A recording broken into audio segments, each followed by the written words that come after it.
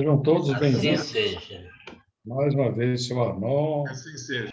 Boa tarde para Gabriel. todos. Cheguei meio atrasado. Tudo bem, amigo? Boa tarde. Boa tarde.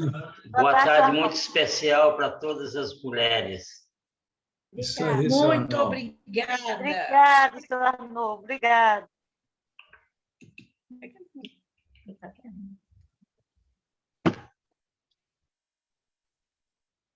Hoje é o 7, né? Sim. Sim. Vamos lá, né? Quem está disposto hoje a ler?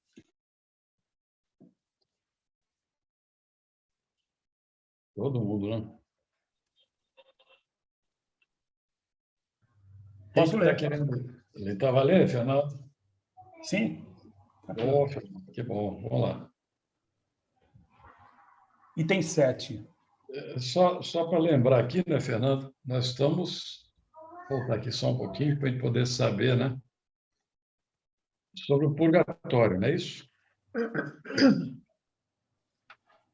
Correto. Isso aí.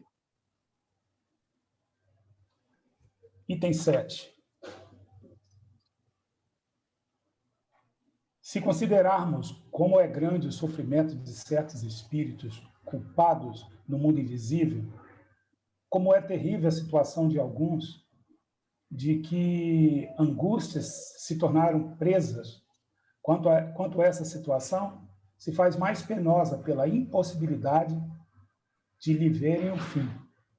Poderíamos dizer que isso é para eles o inferno. Se essa palavra não implicasse a ideia de um castigo eterno e material.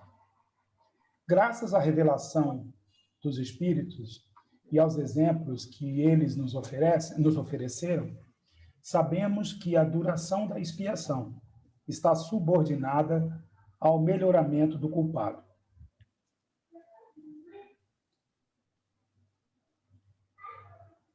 Algum comentário? Pois é. Alguém gostaria de falar alguma coisa? Se considerarmos como é grande o sofrimento de certos espíritos culpados no mundo, como é terrível a situação de alguns que de angústias se tornaram presos. Bom, a ideia do inferno, né, que dá aquela concepção de inferno, que dá essa ideia de fogo eterno, né, de queimar eternamente, né? A força da palavra arremete a esse sofrimento de forma sem fim, né? Que a doutrina espírita traz de uma forma diferente, de uma forma realística, né? De que essa expiação ela é proporcional ao melhoramento. Então, se há o melhoramento, há o fim. Não vai ficar eternamente, né? Com todos aqueles sofrimentos que já foram vistos, né? Desse dilema, né? Na concepção de inferno, como nos é trazido, né? Como nos foi trazido. Lendo assim, parece fácil, né? Mas não é. Mas não é. A gente tentar corrigir os nossos erros não é fácil. E todos os dias é muito difícil, porque a gente está a todo momento entrando em situações que vai só piorando. Então, se a gente não fizer esse melhoramento intenso dentro de nós, não adianta. A gente vai sofrer muito. Uma situação interessante, né? Como é terrível a situação de alguns de que angústias se tornaram presas. Quanto a essa situação, se faz mais penosa pela impossibilidade de lhe verem o fim. Então, na verdade, o inferno que quer se referir aí, é esse inferno íntimo, né? Exatamente. Quando a pessoa carrega esse sentimento e fica preso a esse sentimento, é um verdadeiro inferno que ela vive dentro de si mesma.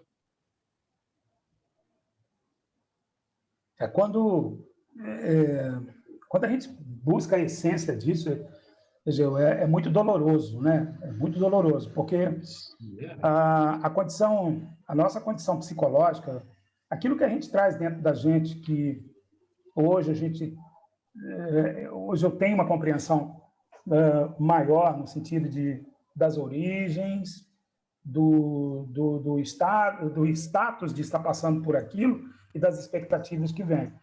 Mas imagina, se você não tem a fé, a esperança de que certos sofrimentos eles poderão ser abrandados, é muito complicado, é tão quente quanto o inferno dantesco, né? Vamos dizer assim. Porque quando nós nos tornamos vítimas dos nossos pensamentos, daquela coisa, a gente tem 1 milhão de nomes para isso, né? É que vem a depressão, é que vem as paranoias e por aí vai. Então, o mundo passa a ter uma realidade diferente quando a gente não está muito bem, né? Aquilo que seria um acalanto passa a ser uma tortura. Então, a gente está brincando com as palavras, mas realmente não é nada fácil, né? Não é fácil. A gente tem que buscar constantemente esse equilíbrio para a gente não se tornar vítima dessas angústias que são citadas, né? Eu acho que Egeu caiu. O Egeu caiu. Tem uma novela que foi remixada agora há pouco tempo, chamada A Viagem, que é uma novela bem antiga, que explica bem, mostra interessante a questão desse inferno, né? Um dos personagens, ele fazia várias coisas erradas aqui na Terra, ele foi preso, depois ele se suicidou, foi lá para o Vale dos Suicidas, e aí mostrou bem a questão do fogo, né? A questão bem característica disso. E no final, né? Ainda bem que teve um fim interessante, que ele acabou, depois da ajuda da família no plano material, de orações e etc. Mas ele continuou durante muito tempo ainda obsediando as pessoas que ele achava que foram os culpados dele ter suicidado. No final das contas, ele se arrependeu, ele foi resgatado, né? E aí, né, depois ele reencarnou de novo e seguiu não sei se alguém viu, e eu achei interessante essa questão. Eu assisti, Gabriel, interessante mesmo. Eu lembrei do filme, do livro em que Camilo, né, o livro Memórias de um Suicida, né, quando eles narram, né, e apesar de todo o sofrimento dele, né, e aquela mente dele pensando que ele estava certo, e quando realmente ele sente que ele quer sair daquela posição de tipo coitado, né, que nós mesmos colocamos em nós, e é quando ele recebe a ajuda da espiritualidade, que a caravana de Maria passa lá. Mas o porquê desse acontecimento? Porque Deus realmente sentiu o verdadeiro sentimento que ele estava pedindo, né? E, então, isso acontece conosco, né? Como esses espíritos que estão mudando, né? A vibração, porque sabe que chega um momento que nem a gente cansa de ser coitada, a gente cansa de estar ali rastejando e a gente melhora em relação a isso. Então, isso é diário. Não tem só a parte da manhã, é toda hora. Qualquer deslize nosso, a gente piora a nossa situação. Então, ainda bem que nós temos esse estudo aí, nesse grupo aí, para ajudar. A Égida me ligou aqui, falou para eu compartilhar, eu falei que já compartilhei para até eles chegarem aí. Aí, se ninguém tiver mais alguma coisa para falar, você podia continuar aí, Fernando. Lendo 8. Né? Oi. Ontem lá na Praiana, ai, meu Deus, esqueci o nome dele, saiu da minha cabeça. O lá da Praiana, o marido da Graça. O quê? Eliomar. Eliomar. Saiu da minha cabeça. Nossa, ele fez uma palestra, vou ter que passar para vocês. Foi assim, quase tudo que nós estamos falando aqui, do sofrimento, de tudo isso que nós estamos comentando aqui, a palestra dele ontem. Põe o link aí no grupo. Vou colocar. Foi muito boa, mas muito. Leomar é muito bom. E tem uma didática boa, né? E Yolanda, quer falar alguma coisa, Yolanda?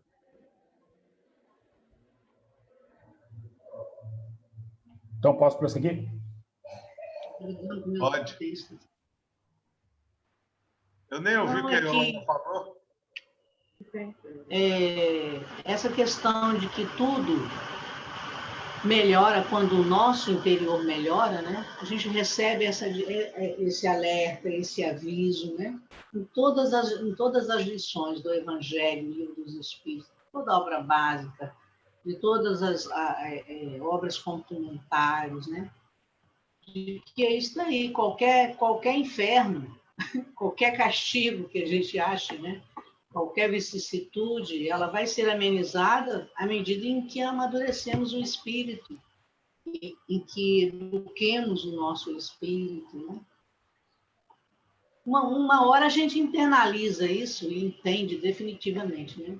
Quer dizer, eu estou falando por mim, né?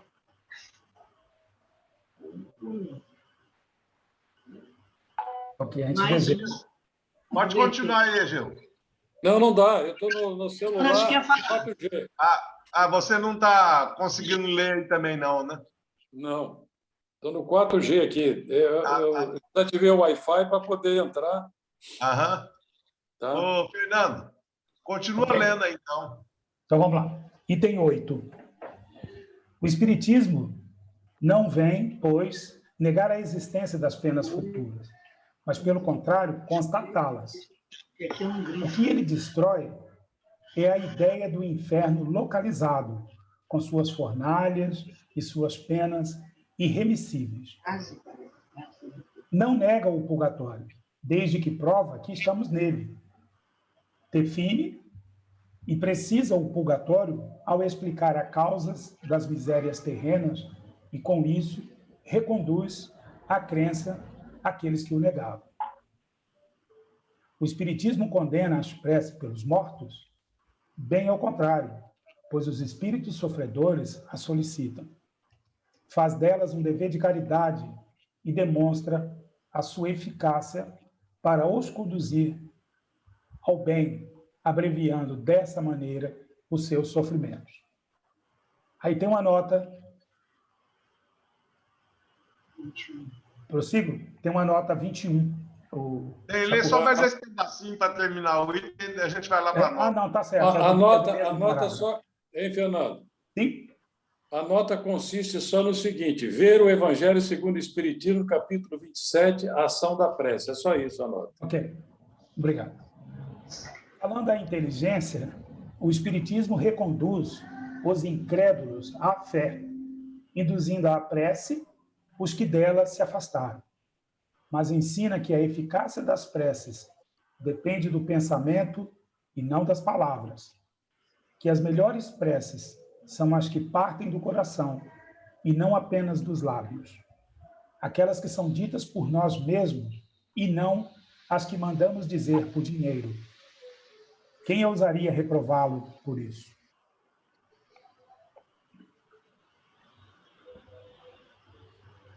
Aí vamos aos comentários, né?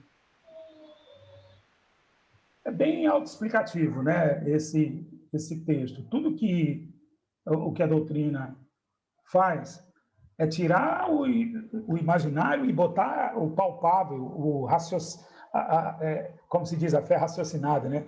É nos conclamar ao raciocínio, ao lógico. Então, trazer uma realidade palpável, mais fácil de ser entendida, e não entendermos porque temos que entender. Então, nos convida ao raciocínio. Então, ela não nega esses fatos, mas ela traz de uma forma que a gente possa perceber e entender, né, do que se trata, no que diz respeito, agora, no que diz respeito a esses dois temas. Então, purgatório é o que nós estamos passando aqui dentro desse conceito. mas não naquele conceito de que tudo não tem fim, como já falamos. Nós estamos num período procurando o quê? Se tivermos uma boa noção do que nós estamos fazendo e não perder a oportunidade dessa reencarnação, de podermos melhorar e dar sequência ao nosso segmento aí de desenvolvimento, né? De progresso. O que a gente acha dessa frase aí que o Kardec colocou? Não nego o purgatório, desde que prova que estamos nele. Mesmo o purgatório, não é, o Chacu? Porque é aquilo que nós vimos anteriormente. Você vai expurgar tudo que há de ruim dentro de você, na verdade, né? Para o seu crescimento espiritual, aqui, tanto aqui, né, nesse plano, quanto no outro plano. Então, o purgatório tem mesmo. Isso aí a gente já viu lá atrás. Isso aí. Ele fala... Pode falar. Essa negação do purgatório, né? Eu vejo o purgatório em que nós estamos, que são as nossas próprias dificuldades quando encarnados, né?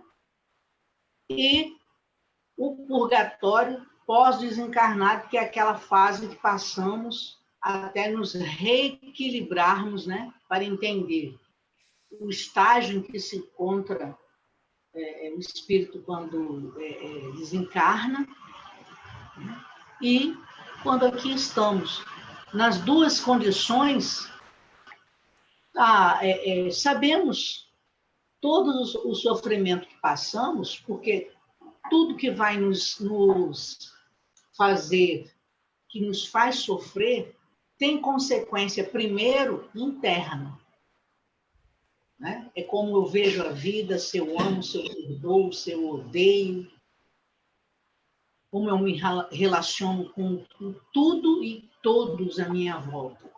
Então, eu construo esse purgatório, seja encarnado ou desencarnado, dependendo do que eu trago nos pensamentos, como eu plasmo as minhas formas, pensamentos.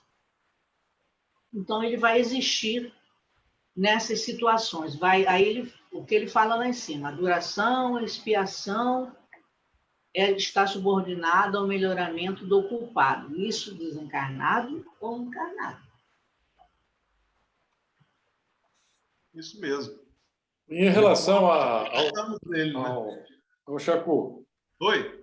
Em relação lá à nota, que nos remete lá ao Evangelho segundo o Espiritismo, né? Uhum. No capítulo 27, sobre a ação da prece, eu não vou ler tudo, porque são 9 itens, são 4 itens, né? O 9, o 10, o 11 e o 12. Deixa eu ver aqui o 12, né? São 4 itens que falam sobre essa ação da prece. No 9 ele já nos dá uma ideia, né? A prece é uma invocação mediante a qual o homem entra pelo pensamento em comunicação com o ser a quem se dirige. Pode ter por objeto um pedido, um agradecimento ou uma glorificação. Podemos orar por nós mesmos ou por outrem, pelos vivos ou pelos mortos. As preces feitas a Deus escutam-nas os espíritos incumbidos da execução de suas vontades. As que se dirigem aos bons espíritos são reportadas a Deus. Quando alguém ora a outros seres que não a Deus, falo recorrente a intermediários, a intercessores, porquanto nada sucede sem a vontade de Deus. Aí depois ele fala sobre essa questão da eficácia da prece, né? Pela prece obtém o homem o concurso dos bons espíritos, né? Por isso que é aquela recomendação, né? Orar e vigiar, vigiar e orar, né?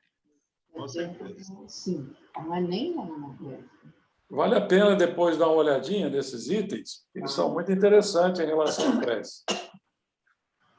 No capítulo 27. Do Evangelho Capítulo segundo o 27. Isso. Mais alguma coisa? Não. Da minha parte, não. Alguém mais?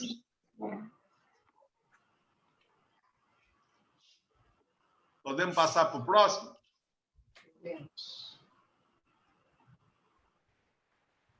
Vamos lá, Fernando. Quer o castigo se verifique na vida espiritual ou na terra, e qualquer que seja a sua duração, há sempre um termo para ele, mais ou menos longo ou curto. Não há, na verdade, para o espírito, mais do que essas alternativas. Punição temporária e graduada segundo a culpabilidade, ou recompensa graduada segundo o mérito. O Espiritismo não aceita a terceira, ou seja, a da condenação eterna. O inferno permanece apenas como figura simbólica dos grandes sofrimentos que parecem não ter fim. E o purgatório é a realidade em que nos encontramos. A palavra purgatório exprime a ideia de um lugar circunscrito. Eis porque se aplica mais naturalmente à Terra, considerada como lugar de expiação, do que o espaço infinito em que erram os espíritos sofredores. E também porque a natureza da expiação terrestre é uma verdadeira purgação. Quando os homens forem melhores, só passarão ao mundo invisível como espíritos bons. E estes, ao se reencarnarem, trarão para a humanidade corpórea somente criaturas aperfeiçoadas. Então a Terra, deixando de ser um mundo de expiação, os homens não mais sofrerão nelas as misérias que são hoje as consequências de suas imperfeições. É essa a transformação que está em marcha nesse momento e que elevará a Terra na hierarquia dos mundos. E aí cita o Evangelho segundo o Espiritismo, capítulo 3, item 22.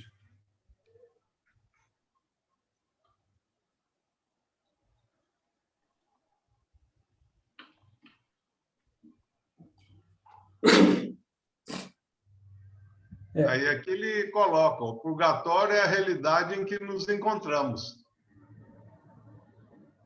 Exatamente. É como a Terra, né? Que é o lugar da expiação ainda, né? É mundo de prova e expiação, né? Aí ele reforça, deixa... porque a natureza da expiação terrestre é uma verdadeira purgação. Isso aí. Purgar é... Outro dia foi dado até um exemplo interessante, né? Foi até a Yolanda que deu, né? Pode recordar aí para nós, Yolanda? Eu não ouvi direito. Com relação ao purgar, você fez um exemplo interessante do tumor. Ah, sim. Quando você... A gente ouvia muito, né, do furúnculo, né? Ah, o furúnculo não precisou ir para o hospital para rasgar, ele está purgando. Ele estava liberando, né? Ele abria... As impurezas, né? Impureza, e começava a liberar aquela impureza. Aí a mãe ou a avó, para ajudar, ia lá e dava uma ajudinha, né? Apertava, doía, que não... Mas era só assim que melhorava, enquanto não tirava a impureza toda daquele tumorzinho, tudo mesmo, né? Não saía. E aí eu estou lembrando de uma outra coisa muito...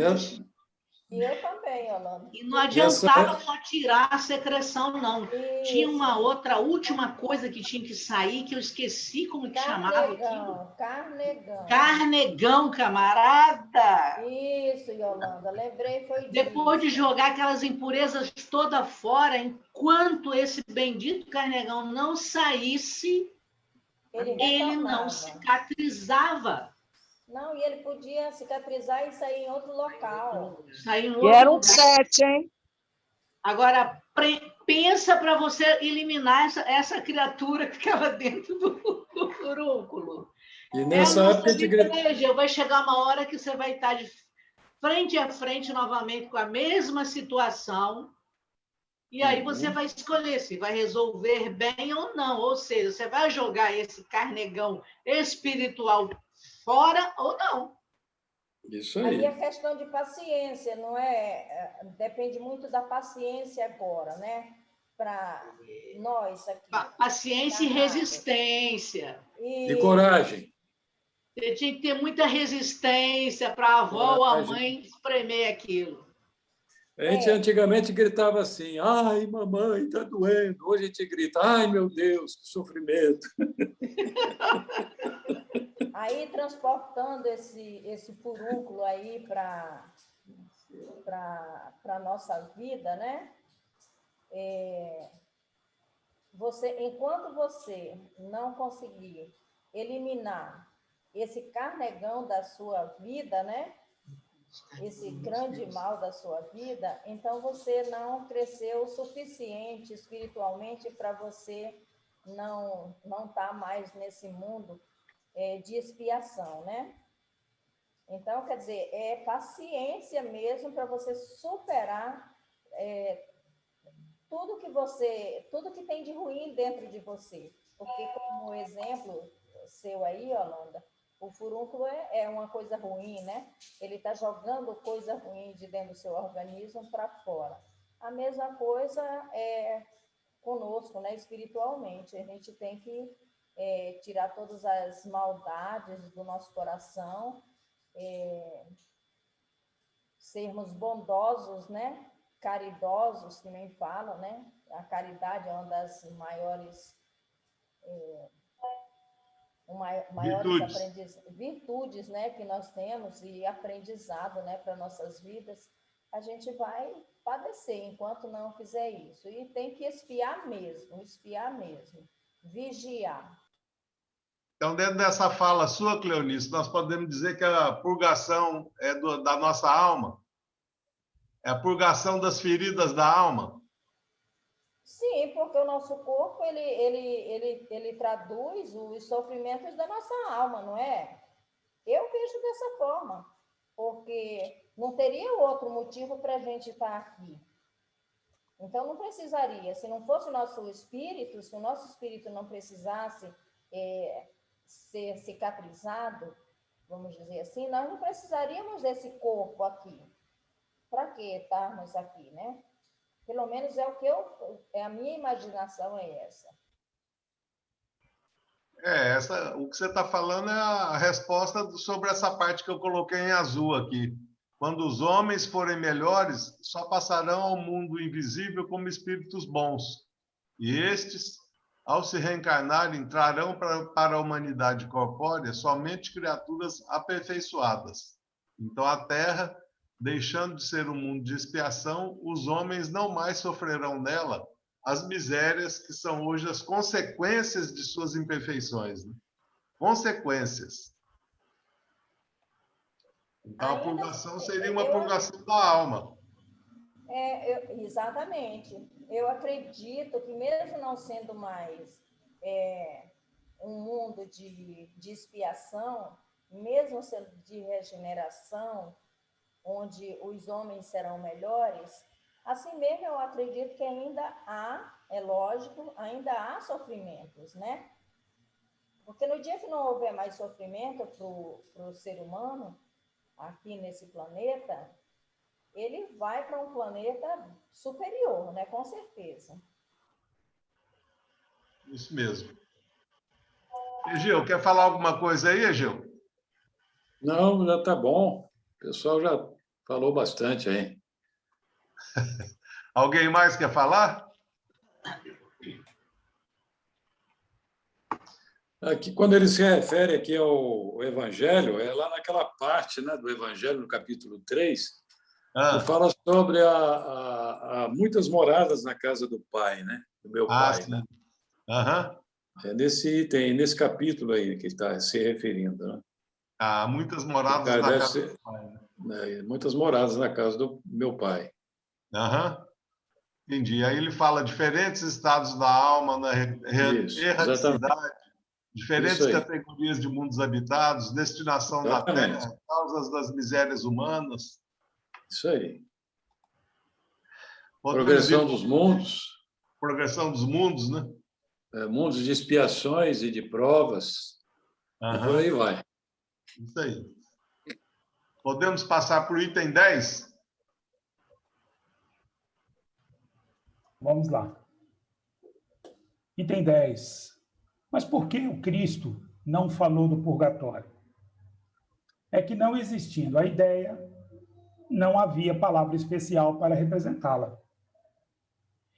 Ele se serviu da palavra inferno, que estava em uso, como um termo genérico para designar todas as modalidades das penas futuras.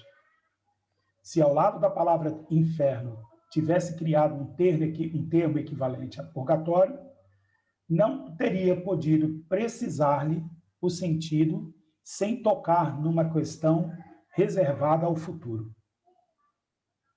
Por outro lado, isso seria consagrar a existência de 2 lugares especiais de castigo. O inferno, na sua acepção geral, revelando a ideia de punição, implicava também a de purgatório, que representa apenas uma das formas de penalidade. O futuro, devendo esclarecer aos homens sobre a natureza das penas, teria por isso mesmo de reduzir o inferno ao seu justo valor.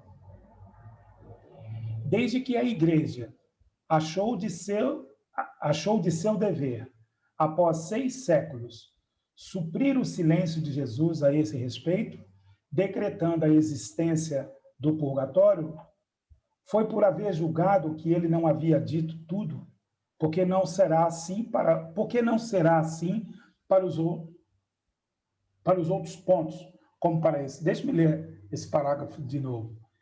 Desde que a Igreja achou de seu dever, após 6 séculos, suprir o silêncio de Jesus a esse respeito, decretando a existência do purgatório, foi por haver julgado que ele não havia dito tudo. Por que não será assim para os outros pontos, como para este? Aí tem a nota 23, né? Aí ele fala da nota 23. Kardec propõe a questão relativa ao esclarecimento que o Espírito da Verdade devia trazer para os homens, segundo a promessa evangélica de Jesus, na hora histórica em que estivessem maduros para recebê-los. As igrejas cristãs condenaram como herética a afirmação de Kardec de que o Espiritismo vinha completar o ensino do Cristo. Kardec lembra, no trecho acima, um dos pontos em que a Igreja o antecipou de vários séculos, fazendo ela mesma um acréscimo do ensino de Jesus. Mas não repele esse acréscimo, pois reconhece que ele está de acordo com as exigências lógicas da explicação das penas futuras, né? E com a realidade demonstrada pelas comunicações espíritas.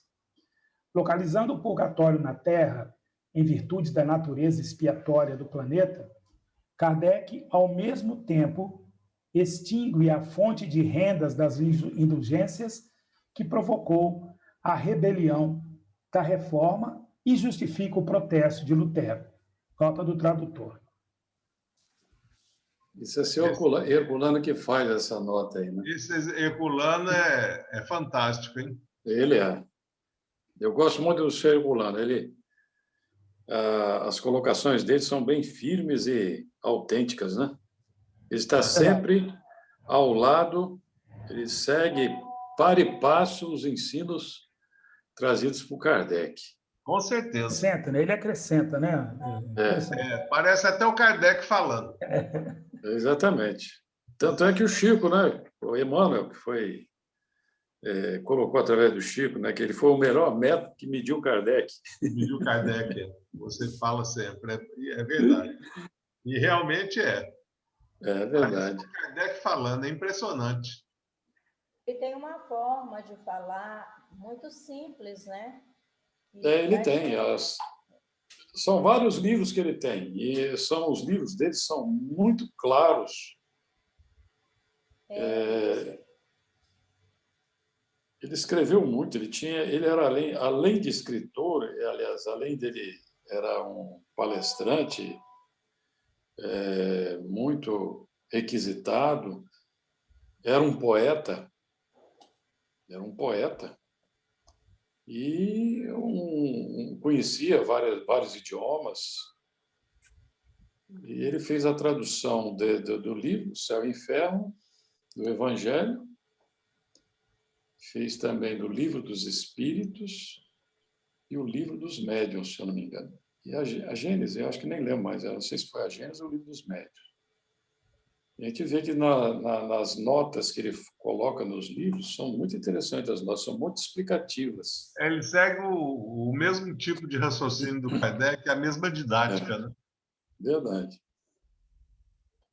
Essa nota, esse item 10 parece que é autoexplicativo, né? Não sei se alguém gostaria de comentar, Angel, o que você acha? Eu acho que ele é bem explicativo mesmo, Chaco.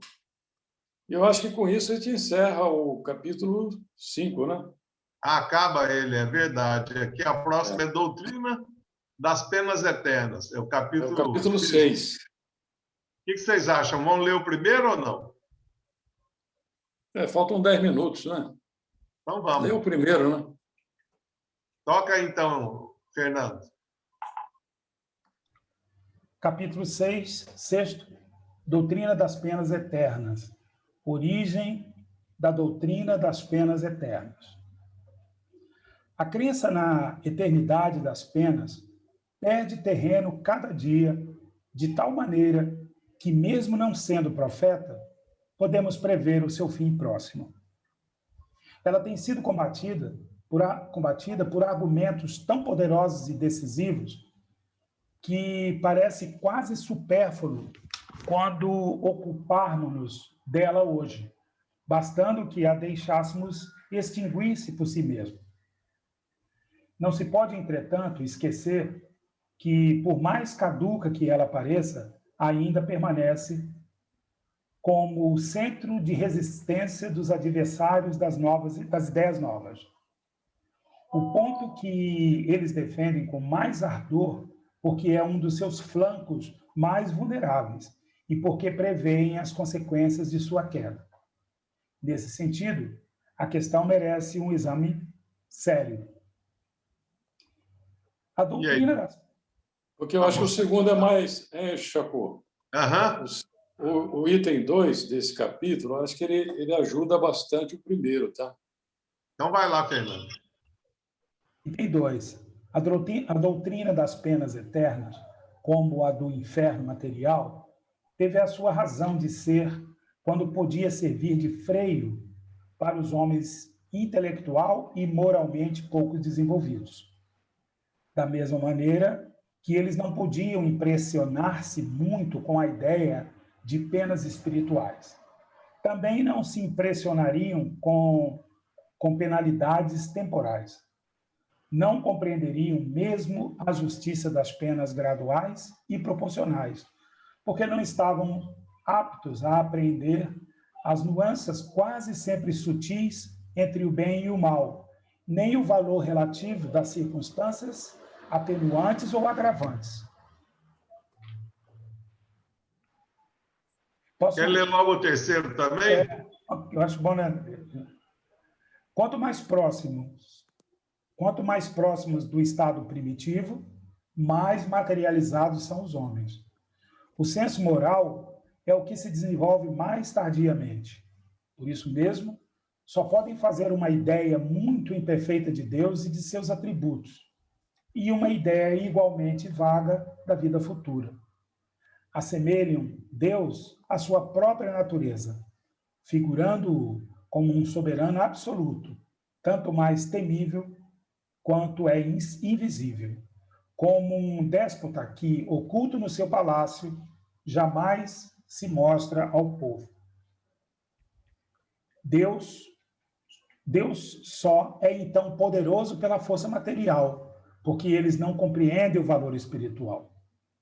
Se o concebem armado com o raio em meio aos clarões da tempestade, semeando a sua passagem a ruína e a desolação, à maneira dos conquistadores invencíveis? Um Deus de mansuetude e de misericórdia não seria Deus, mas um ser débil que não poderia fazer-se obedecer. A vingança implacável, os castigos terríveis, eternos, nada tinham de contrário à ideia que fazia de Deus. Nada que lhes repugnasse a razão. Implacáveis, eles mesmos nas suas lutas, cruéis para os inimigos, piedosos para os vencidos, para com os vencidos. Deus, que lhe era superior, devia ser ainda mais terrível do que eles. Para esses homens, eram necessárias crenças religiosas adequadas à sua natureza, ainda rude. Uma religião inteiramente espiritual, feita de amor e caridade, não poderia harmonizar-se com a brutalidade dos seus costumes e das suas paixões. Não acusemos, pois, Moisés por sua legislação draconiana, que era apenas suficiente para conter um povo indócil, nem de haver feito de Deus um ser vingativo. Era o necessário para a época. A suave doutrina de Jesus não poderia encontrar eco e se mostraria impotente. Esses 3 itens aí dá para um completa o outro, né? Os 3, né? Os 3 aí. Isso aí. Muito bem. Alguém gostaria de fazer comentário aí sobre esses 3 itens? Pois é, tudo de acordo com o seu tempo, né? Com a sua cultura, com o horizonte cultural de cada povo, de acordo com os acontecimentos, né? No que diz respeito a Moisés e a Cristo. A forma como a religião foi posta, ela era de acordo com o limite cultural da época, né?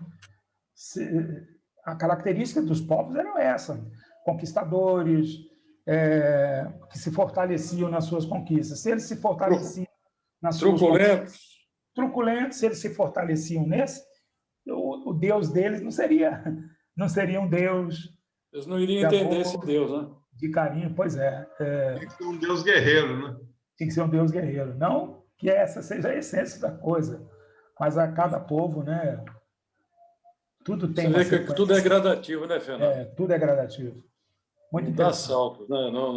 A natureza realmente não dá saltos, né? Vem tudo ao seu tempo, de forma bem harmoniosa, para poder justamente ajustar as criaturas, né? E hoje se tem uma ideia, uma compreensão, mesmo que não seja espírita, as pessoas hoje já estão compreendendo melhor. A própria doutrina ela está se incumbindo disso, né? Quer queira, quer não, as pessoas já estão tendo mais acesso, até com a questão da internet, né, que globaliza mais, as pessoas já estão vendo todas essas informações, não com o título lá espiritismo, mas a ideia é espírita, né? Porque a ideia que realmente é que vai permanecer. Não precisa ter o rótulo, né? As que as pessoas hoje estão assimilando melhor. Hoje mesmo eu tive assim uma noção disso em conversando com uma pessoa católica. Ela assimilando perfeitamente os ensinos que a doutrina nos oferece. E até questionando algumas coisas em relação a outras crenças religiosas que não admitem, por exemplo, a reencarnação, mesmo que o próprio católico até não admite a reencarnação, mas já está sendo um pouco mais maleável, né? Mas é daí por diante. Isso vem em doses homeopáticas para poder justamente se adensar melhor no entendimento das criaturas, né?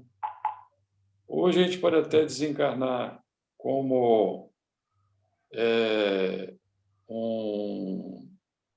vamos dizer assim, de uma religião, um protestante, um evangélico, um maranata, a gente desencarna nessa condição. Mas, ao observarmos no mundo espiritual, que também lá no mundo espiritual respeitam as religiões, né? Existem templos para poder abrigar essas criaturas, né? Existem condições no mundo espiritual para poder justamente essas pessoas irem se ajustando, até lá no mundo espiritual. A gente vê muitas vezes as pessoas dizerem que estava, como católico, estava assistindo missa, e aí? Qual é o problema? Até isso chegar a um ponto de entendimento melhor ou mais amplo, vai levar, às vezes demanda tempo também, né? Não é de um estalar de dedo que às vezes as coisas acontecem, né? Deus sabe quanto tempo nós levamos para poder chegar até aqui, né? Não que a gente ache, não que a gente esteja achando que os demais estejam para trás, né? Que não é isso que a gente quer dizer, né? É porque a crença é algo difícil de mudar. Não é tão rápido, nem fácil de mudar. E até é muito compreensível isso, né? Com certeza. Aí a pessoa às vezes fala assim, fulano deixou de ser espírita. Não é isso. Porque quem deixa de ser é porque não foi. Nunca foi, né? Nunca foi. Porque quando a pessoa é convicta, realmente, volto a dizer, não é o título, né? Não é o emblema, mas os ensinamentos que a doutrina nos oferece são bastante consistentes, eles são bastante firmes e fortes, não tem como você duvidar. E eu estava lendo outro dia, né? Nós estamos falando aqui sobre religião, né? Aí eu lembrei de um livro que o Palhano escreveu, um livro até fininho. Ele fala, o Espiritismo, religião do futuro. Aí ele questiona, né? Ele coloca o sentido dessa palavra religião em termos de doutrina espírita. Eu até reservei aí, numa oportunidade, até trazer para a gente poder esclarecer melhor essas questões, que são muito interessantes, porque a gente, como estudiosos, que devemos ser, não estou dizendo que eu sou tão estudioso, eu procuro estudar o máximo que eu posso. Agora, comporta em mim aquilo que eu consigo fazer com que comporte no meu processo cognitivo, né? E, às vezes, não comporta tanta coisa, né? Porque nós somos limitados, né? Todos nós somos limitados, né? Ainda somos limitados. Mas, qualquer hora dessa, eu trago aqui o próprio livrinho que diz esse entendimento que o Palhano tinha em relação à religião, espiritismo como religião. É muito interessante que a gente saiba disso.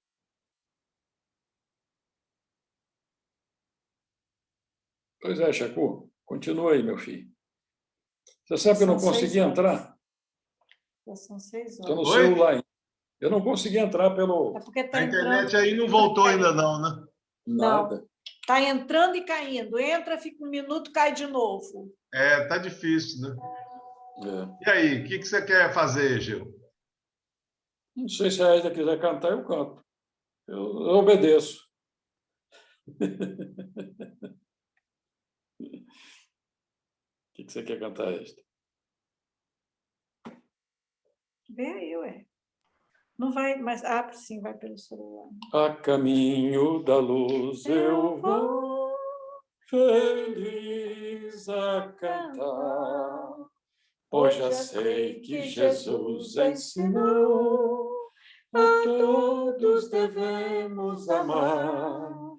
A caminho da luz eu vou, nesta escola de Jesus, estudando o seu evangelho, seguirei ao caminho da luz, estudando o seu evangelho, seguirei a caminho da luz. Egeu, eu vou pôr uma poesia aqui, pode pôr? Pode. Claro que sim. Está todo mundo vendo? Tá, sim. Sim.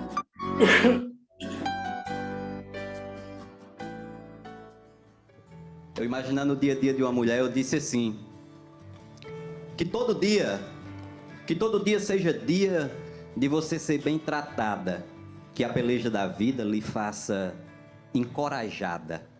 Que a ferida cicatrize e a dor seja aliviada. Que todo dia seja dia de você ser renovada. De ser 1000 em uma só, ser talvez reinventada.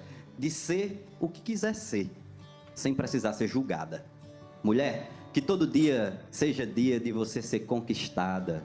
De ouvir palavras doces que lhe deixem embriagada.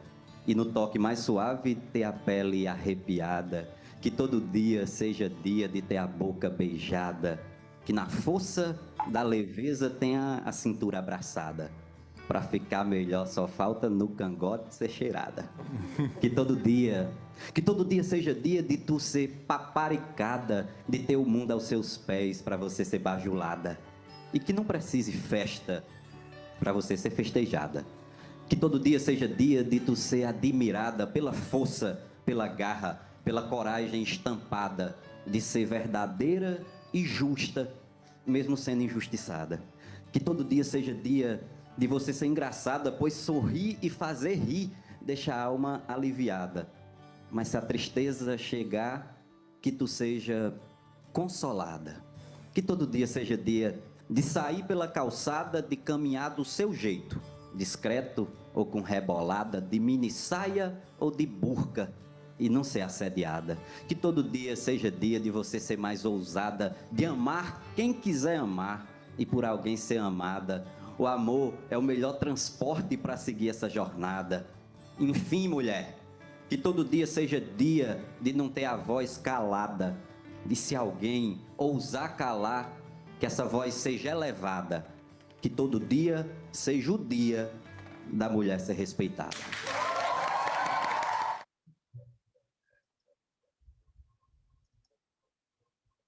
Obrigada, Chacurito. Homenagem a todas as mulheres e as filhas de todos que estão aqui no nosso... Obrigado, Jacu. As netas também. Linda As netas também. Isso é coisa de Chacu, hein? O pior que ele escolheu bem. Eu adoro esse cara. Nossa, muito bom. Aí, Gil, agora você pode... Não, continua. Prece. Pode continuar. Quer que eu faça a prece? É melhor, né? Tá bom, farei.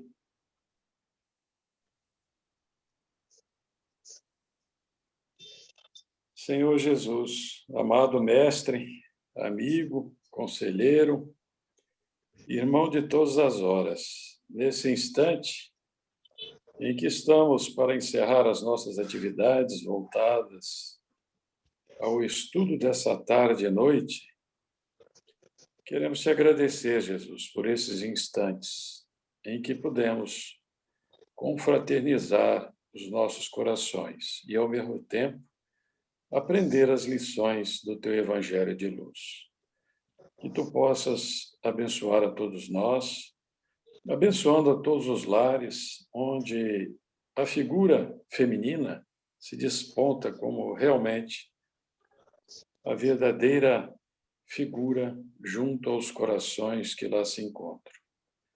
Abençoe a todos nós que aqui nos encontramos, os nossos lares, os nossos filhos, os nossos entes amados.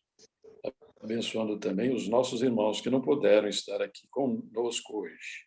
Que sejam todos bafejados pelo amor de Deus. Que assim seja. Assim Beijo para todos, hein? Assim seja. Beijo.